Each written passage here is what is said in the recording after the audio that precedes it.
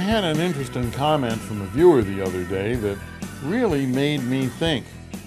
But first, let me tell you a little bit about how the question came up.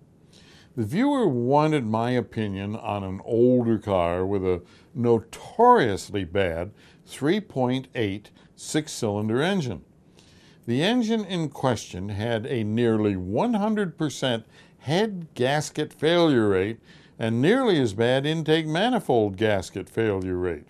As well, add to that a history of transmission problems, and this is not one of the world's most desirable cars. But it was cheap, and apparently money was tight, so it was high on the viewer's want list. Now, I proceeded to tell them about the problems associated with the engine, and the response was priceless. It went something like this: "But the seller told me he has never had a problem with the engine in this car." Wow, as if that is a plus. The better answer would have been if the owner had said, yes, the head gaskets failed and the new updated gaskets have already been installed.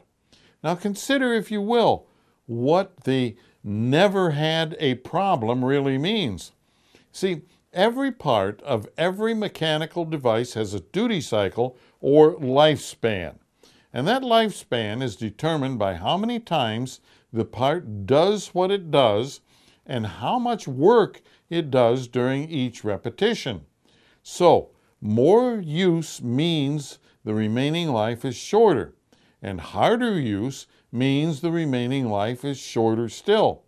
For example, extreme use, like in a drag race engine, may mean the engine's lifespan is reduced to just minutes or seconds, but then add in a known defect in the design of a part or system that affects nearly all examples ever made, and things change. In all cases, every day a mechanical device goes without a problem is one day closer to the day when it will have a problem. And when there is a known defect involved, that day could be a lot closer than on a similar car without a known defect. So, bottom line, don't look at days or years without a problem as a guarantee of a long, trouble-free remaining life. Look at it as one day closer to the day that comes to all machines, the day when a problem will occur. Thanks for watching.